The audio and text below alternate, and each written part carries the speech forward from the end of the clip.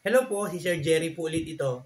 For today, ang i-review po natin is yung mga soup na nakikita po ninyo ngayon sa pinopromote po ng ibang mga diabetic group na okay daw po pang alternate sa atin na mga diabetic. So ito po yung mga soup, in-order ko po ito sa Shopee. Tingnan nyo po, meron po ito sa Shopee, meron din naman sa mga Facebook page ng mga diabetic na doktor. Meron din po ako dito ng mga soup na yon. So meron po tayong liver egg soup flavor. Meron pong tomato egg flavor. Meron pong spinach egg flavor. Meron din pong vegetable egg flavor. At ito pong last, meron po siya pak choy egg flavor. Ayan. So, ang testingin po natin. So, ang napili ko po tayo testing is itong spinach egg flavor. Ayan. So, tabi po muna natin ito. Testingin po natin itong spinach egg flavor. Kasi marami pong doktor nagsasabi, daw po di ba? Maganda daw po ang spinach sa mga diabetic. So, testingin po natin. So, para makita nyo po, ganito lang po siya i-prepare. Kagaya din po dun sa introductory video. So, ganyan lang po ang itsura niya. Ayan, Ayan, ganyan po ang itsura niya. Tapos po, lalagyan po natin ng ng 60 ml na mainit na tubig. Di ba? Yun po yung sabi doon. Ayan, so konti lang po yung nilagay ko. Tunawin na po natin siya.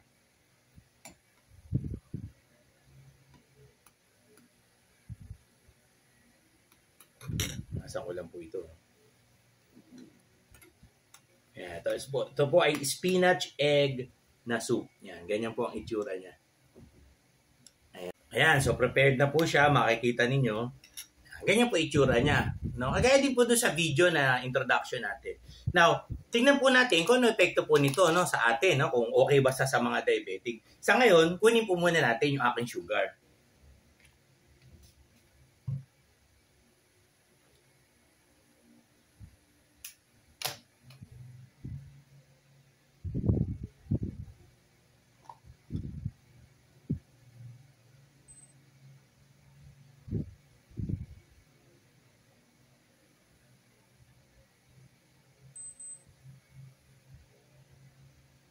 Ayan, 164 po ang sugar natin sa mga oras na ito. 164. Okay, so yan po yung magiging parang basihan po natin, And then, tikman po natin ngayon, itong spinach egg soup, na pinopromote po para daw po sa mga diabetic. Sige, tikman po natin,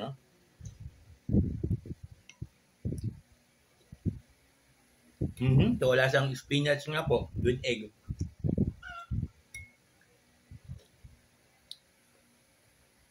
Okay, so konti lang naman siya, 60 ml. Ubusin ko lang po ito. Tapos po after 1 hour, balik po tayo. Checkin po ulit natin yung aking sugar after 1 hour.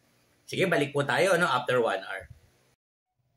Okay, so habang naghihintay po tayo, baka gusto nyo pong may mabubuting puso po dyan na mag-donate po sa atin, ating glucose strips, tsaka lancet na magagamit po natin sa ating review. O kaya baka meron po kayong i-request na review. Tumatanggap po tayo ng donations to ating GCash sa 0967-190-0407.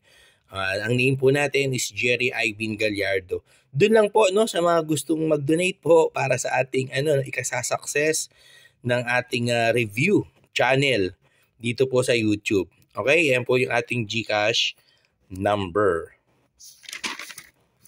1 hour later.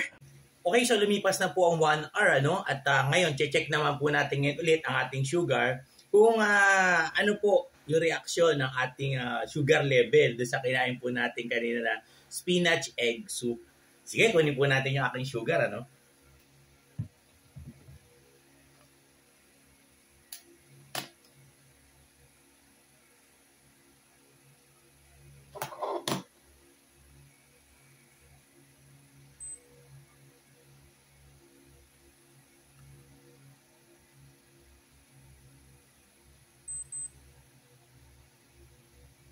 Ayun, ano? So, kanina po ay 164 ang ating sugar level. Ngayon naman po ay 161 na. So, bumaba po no, ng 3 ang ating sugar level after po natin kumain ng spinach, egg soup na yon. So, okay po siya. No? So, totoo nga po yung kiniklaim ng mga doktor sa diabetes na, no, lalo na po yung doktor na vlogger po, na maganda po talaga pala siya sa mga diabetic na kagaya natin. So, pwede nyo po siyang gawing snacks, pwede nyo pong gawing tanghalian, pwede nyo pong gawing dinner, no? Para makaiwas po tayo sa mga high carbs na mga food. So, 161, bumaba po ng 3. So, ang review po natin, okay po siya para sa mga diabetic. Pwede po natin siyang gawing meal. Makakatulong po siya sa ating mga diabetic na bumaba po yung ating sugar level. Okay? So, si Sir Jerry po ulit ito. Salamat po sa inyo hanggang sa susunod na video.